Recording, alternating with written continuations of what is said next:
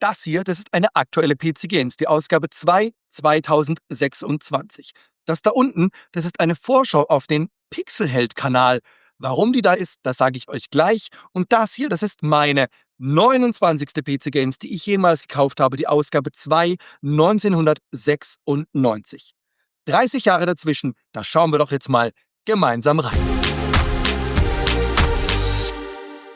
Meine regelmäßigen Zuschauer kennen natürlich meinen Pixelschubser Mailman-Kanal, aber was hat's jetzt hier mit diesem Vorschaubildchen auf den Pixelheld-Kanal auf sich? Ganz einfach. Der Andreas, der Pixelheld, kam auf mich zu und hat gesagt, du pass auf, wir machen doch eigentlich ziemlich ähnliche Sachen. Wir interessieren uns beide für Retro und wir haben beide so unsere Spezialitäten, gucken von unterschiedlichen Seiten auf eigentlich ein ganz ähnliches Thema. Lass uns doch mal was zusammen machen. Und deshalb ist hier dieses Collaboration-Video. Das heißt, ein Video von ihm seht ihr auf meinem Kanal als Empfehlung und genauso ist es umgekehrt mit diesem Video, was dann bei ihm empfohlen wird. Ich fand die Idee total klasse. Ich finde, das ist wirklich großartig.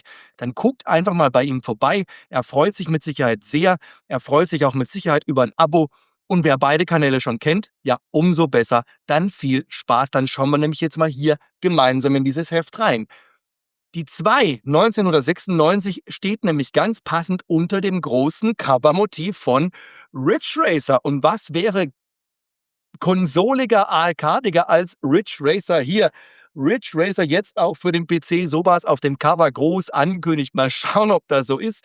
Dann Red Baron 2 fand ich klasse. Ich habe Red Baron 1 vor allem extrem viel und gerne gespielt. Und natürlich auch wieder auf der Cover-CD sind ein Haufen Sachen drauf. Unter anderem hier Motorsport, Jump'n'Run, Simulation und hier oben, guck mal, Warcraft 2 kommt und ist auch Spiel des Monats. Wow, für die Strategiespiele auf jeden Fall was Geniales. Also schauen wir mal rein. Und es ist nicht nur eine Vorschau auf Red Baron 2, nein, es ist ein ganzer Vorschauartikel über die kommenden Spiele aus dem Hause Sierra. Sierra damals eine der großen Spieleschmieden und für mich immer wieder ein Garant für tolle Titel, die auf den Markt kamen. Unter anderem Red Baron 2, hier die Vorschau, hat mich damals extrem angefixt, muss ich sagen, weil, wie gesagt, den ersten Teil habe ich sehr gerne und sehr lang gespielt, fand ich ziemlich cool. Ich mochte dieses Doppeldecker, Dreidecker, World War 1 Setting extrem. Diese Dogfights, das hat mir sehr viel Spaß gemacht, mochte ich tatsächlich viel, viel lieber als die modernen Flugsimulatoren. Also das war für mich irgendwie, ja, bodenständiger. Deshalb hier die Vorschau auf Red Baron 2, ein gefundenes Fressen für mich. Aber es ist eben nicht nur Red Baron 2, nein, ein ganzer Vorschauartikel auf die Sierra-Produkte der kommenden Zeit. Unter anderem hier Earth Siege 2, also für die Mech-Liebhaber unter uns war das ebenfalls eine tolle Vorschau. Battle-Mech-Spiele haben mich tatsächlich schon immer fasziniert, aber gespielt habe ich sie eigentlich so gut wie gar nicht. Muss ich zugeben. Keine Ahnung warum. Ich fand das Setting irgendwie cool. Ich mochte das. Ich mochte auch in den Anime-Filmen immer die Gundams ziemlich extrem. Also das war schon irgendwie mein Thema, aber komischerweise die Spiele habe ich einfach nicht gespielt. Ich kann es euch nicht sagen, warum. Keine Zeit, keine Lust. Ich weiß es einfach nicht mehr. Dann hier Silent Thunder, ebenfalls ein großer Vorschaukasten auf dieses Spiel. Auch wieder eine Sache, die ich nicht gespielt habe, aber vielleicht der ein oder andere von euch. Insofern auf jeden Fall interessant, was Sierra so vorhatte. Und es gibt ja auch immer wieder mal Artikel, wo ich denke, hä? Und das hier ist tatsächlich so ein Artikel, wo ich dachte, hä? Was ist das denn? Ein Adventure mit Arthur C. Clarke als Co-Autor mit dem Namen Rama? Oh, guckt mal auf die Vorschaubilder, das sieht ja gar nicht schlecht aus, aber es sagt mir überhaupt nichts. Also wirklich gar nichts. Ich hätte natürlich die Chance, vorher mal zu googeln, das Ganze zu recherchieren, was ist draus geworden, aber um ehrlich zu sein, möchte ich tatsächlich beim Durchblättern der Hefte den Eindruck so frisch wie möglich haben und deshalb habe ich einfach nicht nachgeschaut, was es damit auf sich hat. Also im Nachhinein werde ich mal gucken, was aus diesem Adventure, aus dieser Geschichte geworden ist. Hier Rama von Sierra sagt mir überhaupt nichts. Hat es einer von euch gespielt? Kam das überhaupt raus? Ey, keine Ahnung. Muss ich dringend recherchieren. Sega Goes PC, das war natürlich eine Sensationsmeldung. Sega fängt an, seine Spiele vermehrt auch auf den PC zu portieren. klasse. Und ich finde, der Artikel, und da kommen wir wieder zur Collaboration, zur Zusammenarbeit mit dem Pixelheld-Kanal, ist so ein typisches Beispiel, weil wenn ihr mehr über Arcade und Konsole und das ganze Zeug und auch über die anderen Hefte, die darüber berichtet haben, erfahren wollt, dann schaut doch mal beim Pixelheld-Kanal durch. Beim Andreas, der freut sich, wie gesagt, mit Sicherheit. Oh, es ist einfach eine wahnsinnig schöne Zeit in so vielen Facetten und es bilden unsere beiden Kanäle einfach total schön ab. So finden wir zwei das auf jeden Fall. Ja, Sega Ghost PC, das ist natürlich eine besondere Sache. Aber das hier ist mir gut in Erinnerung geblieben. Echo the Dolphin. Und wisst ihr auch warum? In der PC Player gab es ja immer die Multimedia-Leserbriefe. Und da gab es eine Folge, da haben sie eine Game Show nachgespielt. Und dann war eine der Quizfragen, die Boris Schneider gestellt hat: Wie viele Flipperspiele gibt es auf dem PC? Und die Antwort war: Es gibt nur ein Flipperspiel auf dem PC, nämlich Echo the Dolphin. Ich habe Rise of the Robots in wirklich nicht guter Erinnerung und ich glaube, das geht vielen anderen da draußen auch so. Hier nun der Vorschauartikel auf Rise 2. Hat mich zu dem Zeitpunkt schon nicht mehr interessiert. Ich war wirklich mega enttäuscht von Rise of the Robots. Insofern, also ja, bin gespannt auf den Testbericht, wenn Rise 2 dann das Licht der Welt erblickt. Den Test können wir uns ja mal anschauen, ob ich es jemals spielen möchte. Ich glaube eher nicht. Gerade habe ich das Gameplay-Video zu Bleifuß veröffentlicht und hatte eigentlich eine Menge Spaß. Und ich habe ja gesagt, Bleifuß war für mich so ein bisschen die Entschädigung dafür, dass es Ridge Racer nur auf dem Arcade-Automaten gab, vor dem ich immer neidisch gestanden habe und ja, kam nicht für den PC. Hier kam plötzlich diese Meldung: Ridge Racer kommt für den PC. Toller Forscherartikel. Ich war total gehypt und wisst ihr was? Es ist nicht erschienen. Das ist wirklich krass, wenn man bedenkt, wie extrem sicher sie es hier angekündigt haben. Sie haben hier nämlich geschrieben, dass es eigentlich im nächsten Monat schon als Testbericht drin sein sollte. Es wurde gecancelt, es kam nicht Ridge Racer für den PC, kam nicht. Erst viel später kam dann Ridge Racer mit anderen Ablegern auf dem PC.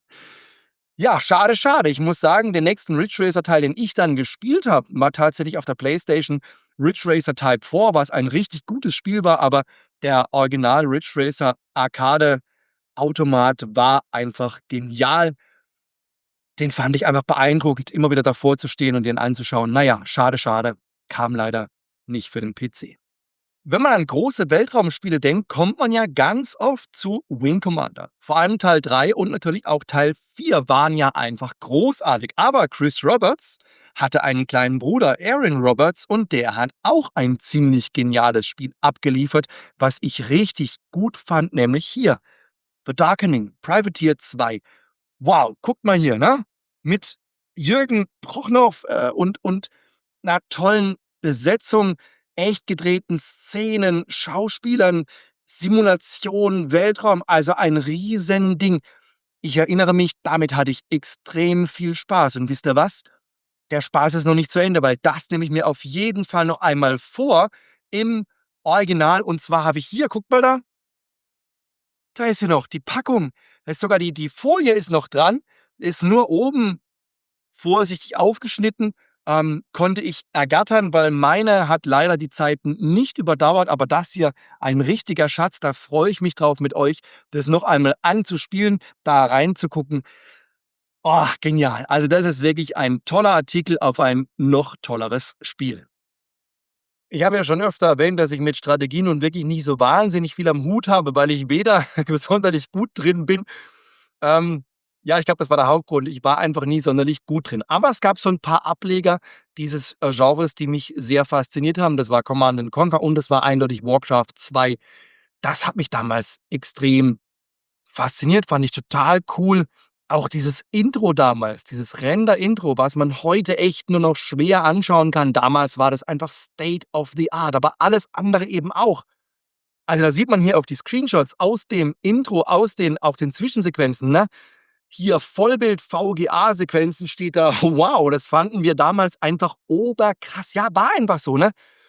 Wir waren immer noch am Rande zwischen Diskette und CD-ROM. Es gab natürlich viele Spiele, die mittlerweile Videosequenzen geliefert haben, aber eine Rendersequenz dieser Qualität, das war immer noch wirklich, ja, zum Dahinschmelzen, zum fasziniert immer wieder anschauen. Aber auch das Spiel war einfach klasse.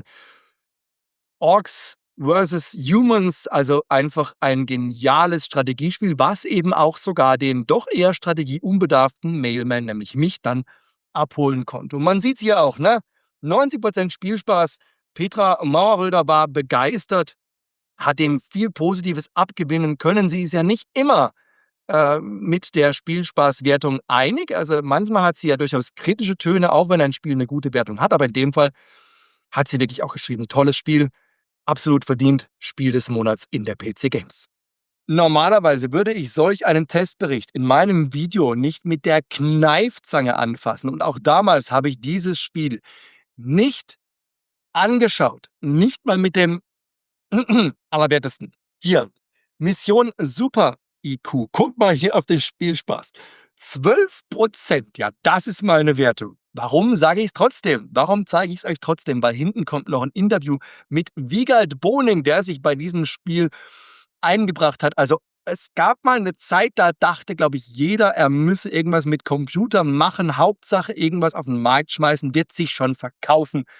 Da ist ja nämlich die Interviewseite zu Mission Super IQ mit Wiegald Boning. Und guck mal da, dieses Foto. Petra Mauerröder steht neben Wiegald Boning und sie tauschen etwas aus. Heft gegen Spielepackung. Und ich würde mal sagen, in dem Fall hat er mit dem Heft das hochwertigere Produkt in der Hand als sie mit der Spielepackung. Naja, Shockwave Assault war damals tatsächlich eines der ersten Spiele, die ich auf dem Windows-PC, dem neuen, ausprobieren durfte. Habe ich mir nicht gekauft, aber habe ich dann ausgeliehen bei einem Freund, der mir übrigens auch den Rechner tatsächlich verkauft hat, zusammengebaut hat. Das war gleichzeitig Händler, gleichzeitig Freund. Da habe ich das zum ersten Mal gesehen. Damals fand ich solche Grafik echt unfassbar genial und es hat mich auch sehr beeindruckt, dass Windows als Spielemaschine tatsächlich zu taugen scheint. Vorher war für mich ganz klar, Windows 3.11, das geht gar nicht mit Spielen. Ich weiß, Sierra hat da immer mal wieder Versuche gewagt, die ich einfach überhaupt nicht gut fand. Für mich war einfach ganz klar, Windows war eher zum Arbeiten und wenn ich zocken wollte, dann habe ich MS-DOS gebootet. Aber ja, so langsam, Windows 95, da kam dann doch langsam das mit den Spielen auf Windows zum Tragen und Shockwave Assault war eines der ersten Spiele, die ich dort angeschaut habe. Und wenn man wirklich von Spielen sprechen möchte, die einfach unfassbar genial sind und dabei gleichzeitig bitterböse und die sogar heute noch gut funktionieren, dann ist, glaube ich, Worms wirklich ein gutes Beispiel. Meine Güte, haben wir uns da echt miteinander gekloppt. Mit diesen Würmern, es ist, ja, ich glaube, ich muss zu Worms gar nicht viel sagen. Was für ein Klassiker. Und ganz ehrlich, gerade diese Pixel-Retro-Grafik, die funktioniert immer noch ganz gut. Also ich finde, diese Grafik funktioniert viel, viel besser als alles, was man an Mitte 95, 96, 97, also Mitte 90er 3D-Grafik hatte. Nee, diese Pixel-Grafiken, die funktionieren noch. Das macht immer noch Spaß, wenn man es zum Laufen bekommt. Also Worms, ein toller Blick zurück. Eine Menge Spaß, vor allem zu zweit. Richtig, richtig klasse. The 11th Hour ist ja ein absolut unaussprechlicher Titel. The 11th Hour. 11th, egal. Sozusagen ein Nachfolger von The Seventh Guest. Genauso ein unaussprechlicher Titel. Ersteres, The Seventh Guest, habe ich damals noch sehr gerne gespielt, weil ich es tatsächlich sehr beeindruckend fand. Diese Videosequenzen, diese Kamerafahrten durch dieses alte Haus mit den Rätseln und so. Das war ganz stimmungsvoll gemacht. Und ja, dieses hier, 11th Hour, war nochmal im Grunde die gleiche Kerbe, aber es war an so vielen Stellen so furchtbar gemacht, finde ich. Und auch die Art des Spieles war einfach, ja, es hat einfach alles überhaupt nicht mehr gepasst für mich. Und dementsprechend hier auch, ja, 48% Spielspaß, wirklich keine sehr gute Wertung. Also, ja, kein wirklich großartiges Spiel. Mit dem Begriff interaktiver Spielfilm musste man damals ja echt vorsichtig sein. Es gab viele Spiele, die sich interaktiver Spielfilm genannt haben und letztlich waren es dann ganz oft Videosequenzen, die an wenigen Stellen ein bisschen Klickspaß boten.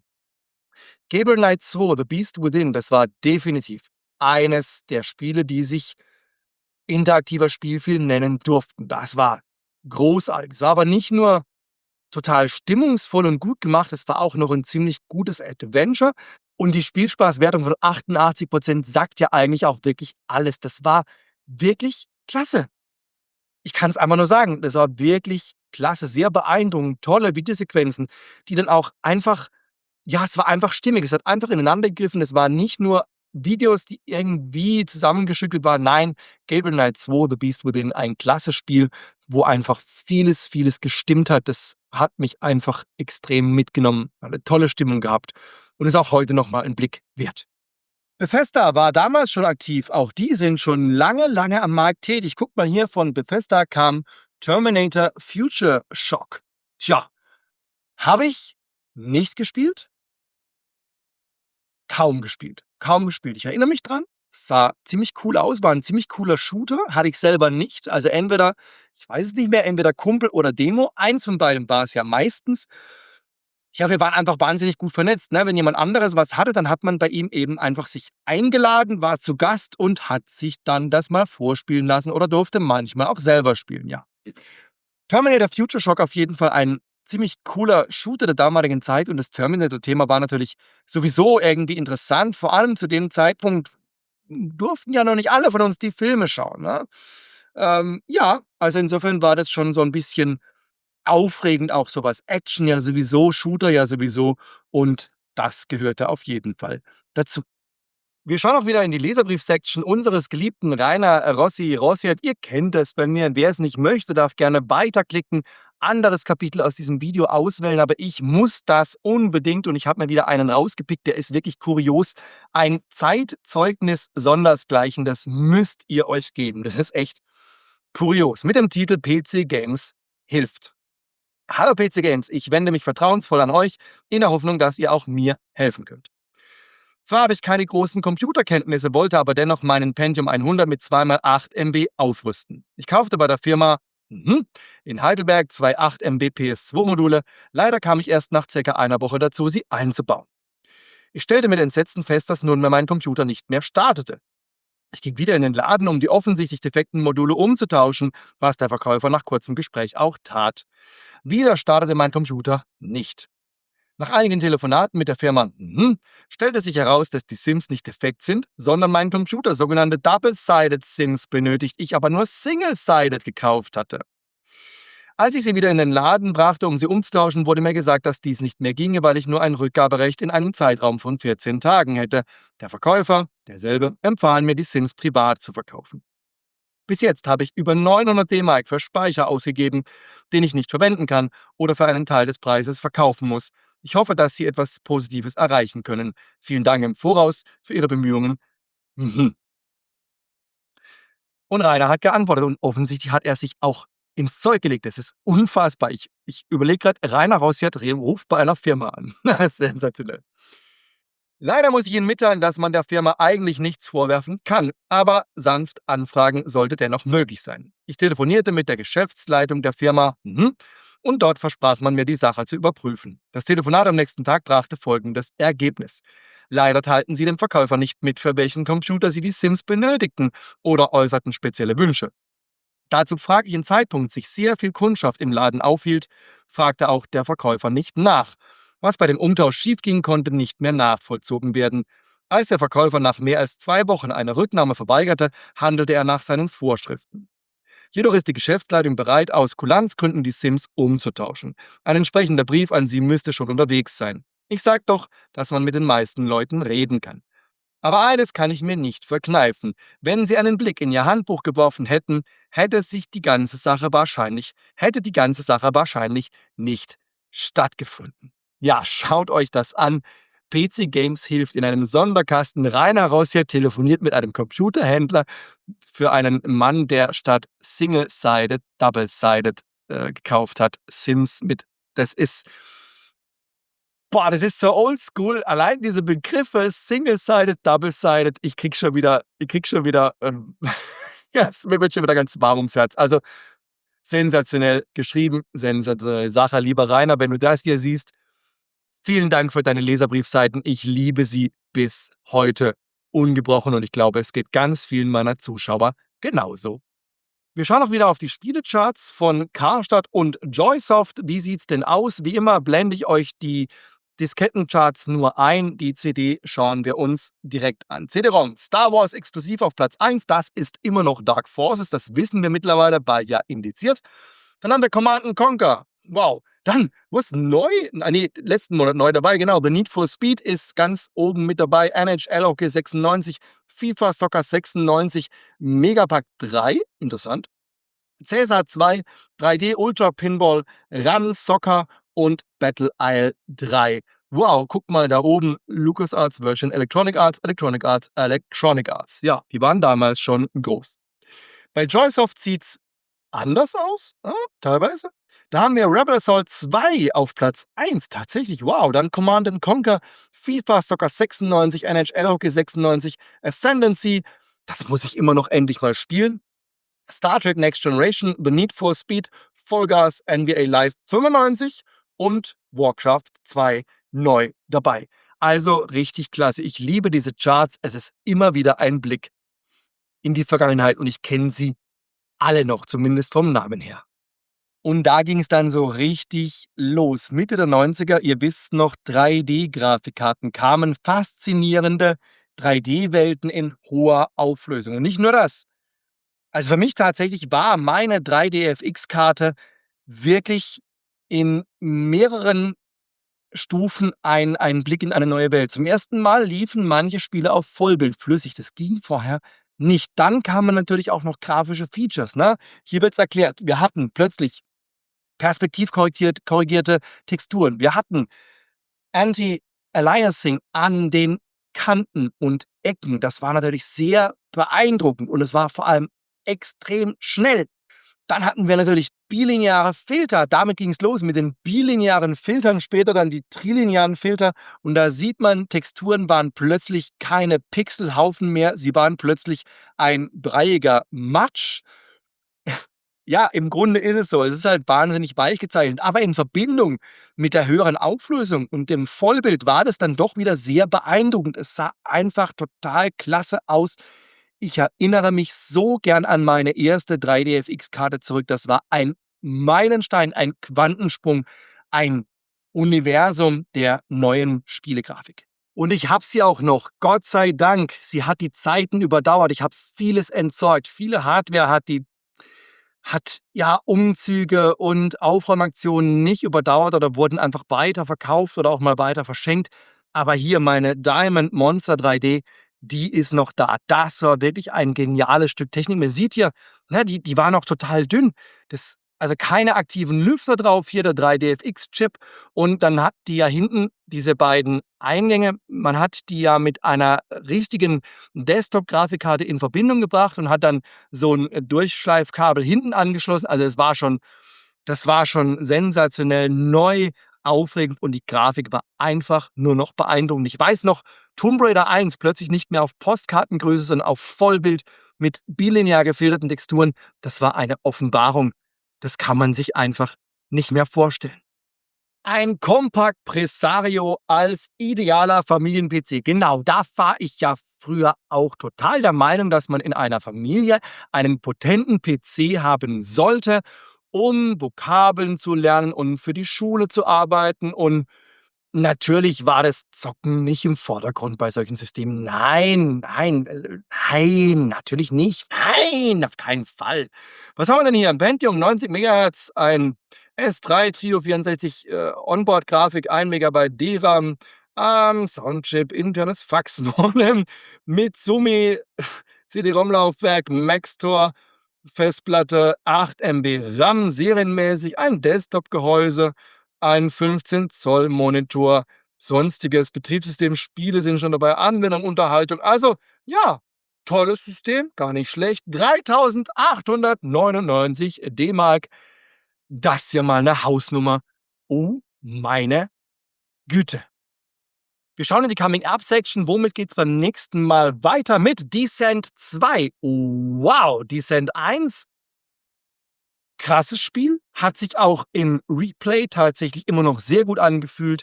Descent 2 natürlich in allen Belangen etwas besser. Dann Dolby Surround und Adventure Soft im Reportageteil. Cybermage Acclaim macht Dampf, also auch hier für sehr viele Spiele im Anrollen und Rise of the Robots 2 Resurrection als Testbericht. Wir werden sehen, ist es überhaupt drin und wenn ja, was kann's?